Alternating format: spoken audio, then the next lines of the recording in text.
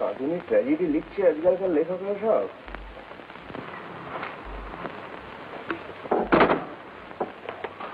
ট্র্যাজেডিকে উড়িয়ে দিচ্ছ দাদা?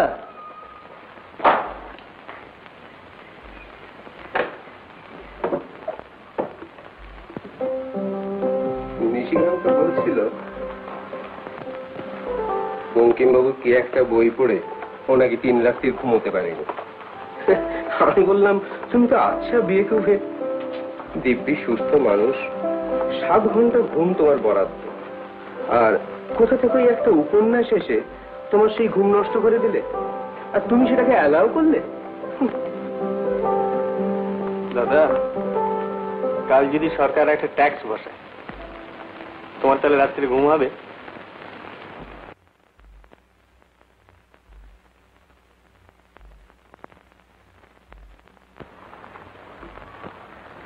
Amal, politics is different. Politics একটা জ্যান্ত জিনিস, রিয়েল, প্যালপেবল। যখন একটা অন্যায় ট্যাক্স বসছে, অবশ্য লিটন সাহেবের দৌলতে এরকম প্রায় বসছে, আমরা চোখের উপর দেখতে পাচ্ছি এই গরিব দেশের লোকগুলো কিভাবে অ্যাফেক্টেড হচ্ছে, কষ্ট পাচ্ছে, সাফার করছে। এটা বড় ট্র্যাজেডি না ওই রোমিও অ্যান্ড জুলিয়েট বড় ট্র্যাজেডি?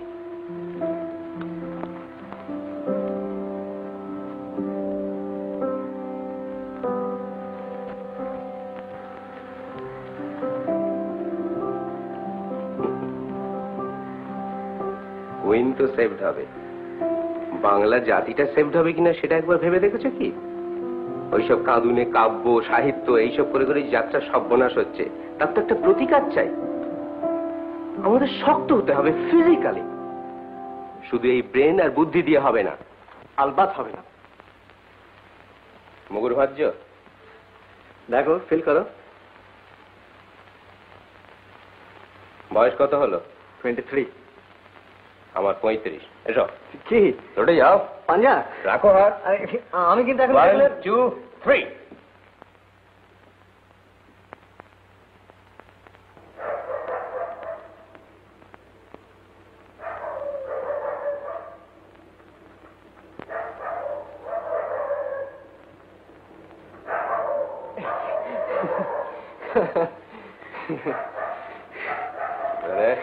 যাও, ঘুমোতে যাও।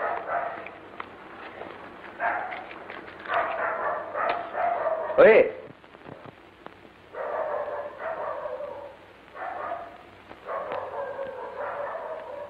তোমায় একটা কথা বলবো বলবো করেও বলা হচ্ছে না। চারুর লেখাপড়ায় বেশ ঝোঁক আছে, বুঝেছ? এইসব পত্রিকা টত্রিকাও পড়ে, বাংলায় যা কিছু আসে সব পড়ে। এখন মুশকিল হচ্ছে কি, আমি তোকে সেরকম সময় দিতে পারি না, গাইডেন্সও দিতে পারি না। আমার মনে হয় ওর ভিতরে জিনিস আছে, ভালো লিখতে পারে। আমি একবার মুঙ্গের গিয়েছিলাম, তখন আমায় চিঠি লিখতো, ভারী সুন্দর ভাষা ওর।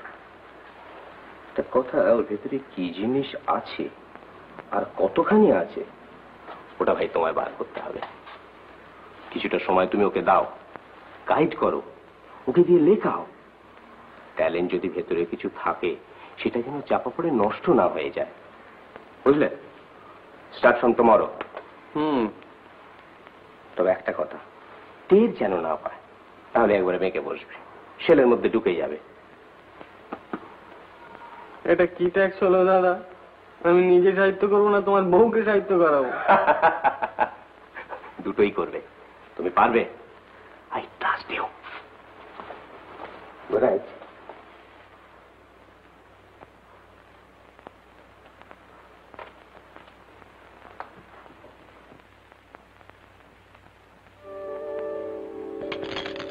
ও মা, ইস কি সুন্দর! ঠাকুরজি, এই ফের চাচা, কানে পোকা নড়িয়ে দিলি বাবু। কেন বাবু, তুমি কি এমন কাজ করছো? মানুষ ভাবেও তো, কানের কাছে শেষ করলে ভাবা যায়? ও মন ভাবলে বলো কি আর হবে? ও বাবা, আরে যা আছে কপালে তা ঘটবে কালে কালে। মন্দা ওঠান, একটা পান সাজে তো দেখে। না সাজবো না।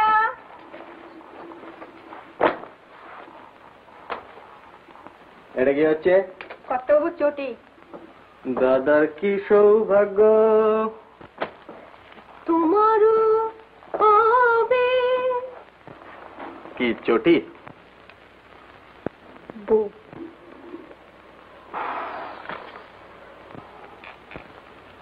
কোথায় যাওয়া হয়েছিল? কার্তিকের দোকানে একটা খাতা কিনে নিয়ে এলাম। তাতে এত কাহিল? ঘুমুকে বালিশ দেব? পড়াশোনা নেই, পরীক্ষা নেই, প্রফেসর নেই, প্রক্সি নেই। কি আছে তবে? পাগলামো আর পাকামো। পোয়েট্রি, ছন্দ। জানো বৌঠান, আমি ভাবছিলাম কি? সমস্ত জীবনটা যেন একটা ছন্দের মতো। জন্ম, মৃত্যু, দিন, রাত্রি, সুখ, দুঃখ, মিলন, বিচ্ছেদ, ঠিক একটা সমুদ্রের ঢেউয়ের মতো। একবার উঠছে, আবার পড়ছে। একটা আছে বলি যেন আর একটা সার্থকতা, তাই না? এসব লেখা হবে বুঝি খাতায়? Thank you. গোলাম চোর খেলবে? বড়িগুলো রোদ পাচ্ছে কিনা দেখেছিস? পাচ্ছে। খেলবে? মোল্লা বোঠান, তুমি প্রাচীনা না নবীনা? খেলবি কিনা তাই বলো, নাহলে তুলে রেখে দেবো। কাল চিনির বিবি লুকিয়ে ছিল বালিশের তলায়। শোনো,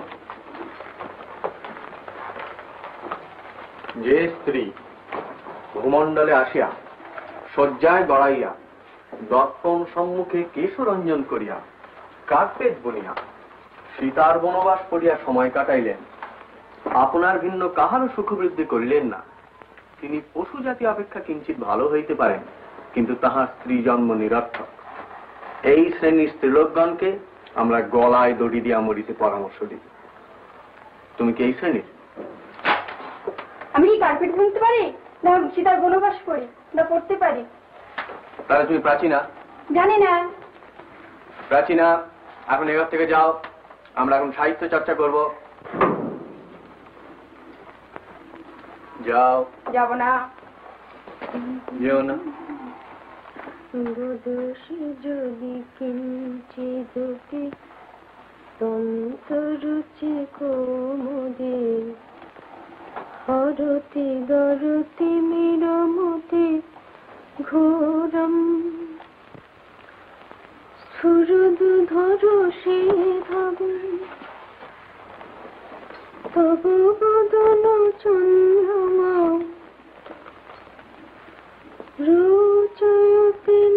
তুমি মমতা দত্তের লেখা পড়েছ? না। পড়েছ? পড়েছি। কলকণ্ঠ? গলগণ্ড। কলকণ্ঠ। গলগণ্ড পড়েছি গত মাসে সরোরহে। তোমার মনমতো দত্তের লেখা ভালো লাগে না? রুচির অভাব শোধরাতে হবে। তাহলে তোমার কার লেখা ভালো লাগে? বঙ্কিমবাবু। বঙ্কিমবাবু কি নতুন কথাই বললেন? নতুন কথা আমি আর কি বলবো ঠাকুরপো, আমি তো অত বুঝি। আমার যা ভালো লাগে তাই বলছিলাম। তবে একটু শক্ত লাগে মাঝে মাঝে, অভিধান খুলে খুলে মানে দেখতে হয়।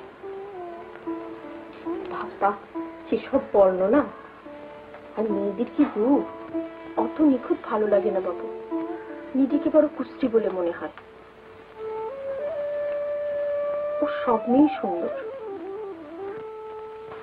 মৃণালিনী সুন্দর, রাধারানী সুন্দর, শৈবলিনী সুন্দর, কপালকুণ্ডলা সুন্দর, কুন্দনন্দিনী সুন্দর সুন্দর, তবে নিখুঁত নয়। লুৎফুন্নিসাও নিখুঁত নয়, বেশি লম্বা, অধরৌষ্ঠ ঈষৎ চাপা, শ্যামবর্ণা। আর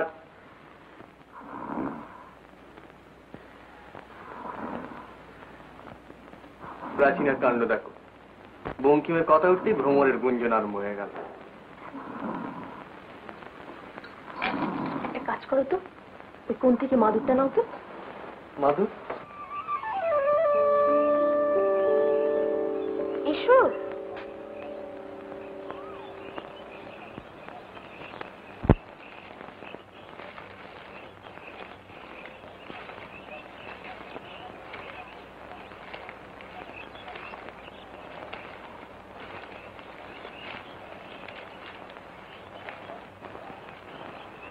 এই দশা হয়েছে বাগানে। আর দাদা বলছিলেন এখানে জাপানি কায়দায় বাগান করবেন। আর দাদা, কাগজ ছাড়া আর কিছু আছে নাকি ওর মাথায়?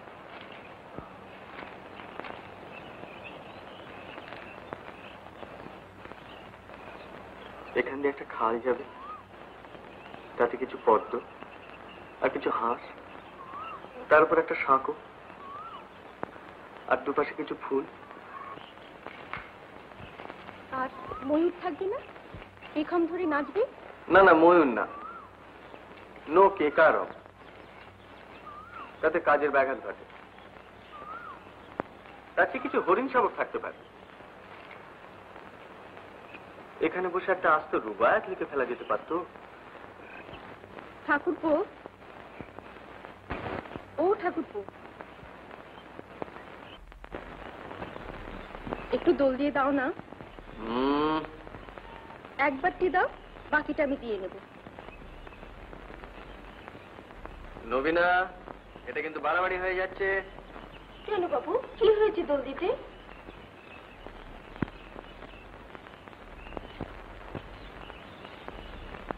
দোলনার উপর ট্যাক্স বসছে, জানো সেটা?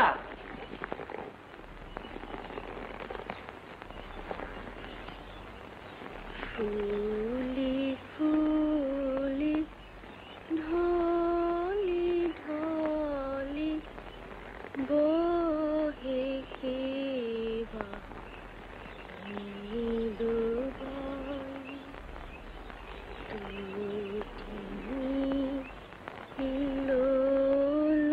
তুলি কল্লালে চলিয়া যায় পিকো কেবা কুঞ্জি কুঞ্জি কুহু কুহু কুহু গাই কি জানি কিসের লাগি প্রাণ করে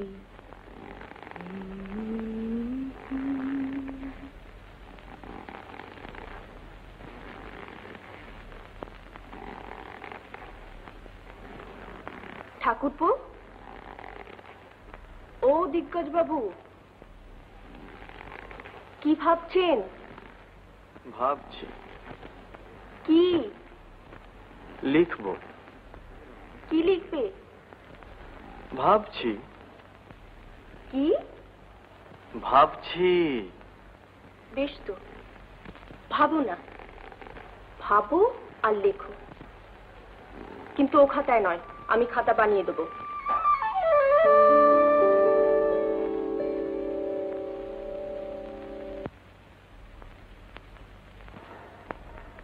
এই দোয়াত আর এই কলম।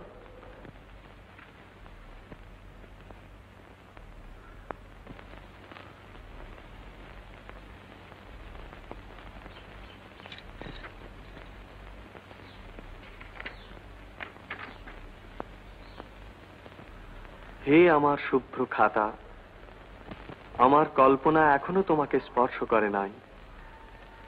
যেদিন শেষ পৃষ্ঠার শেষ ছত্রে উপসংহার লিখিয়া দিব, সেদিন এখন কোথায়? বাবা, খাতার কি গুণ, হাতে পড়তে না পড়তেই ভাব এসে গেল।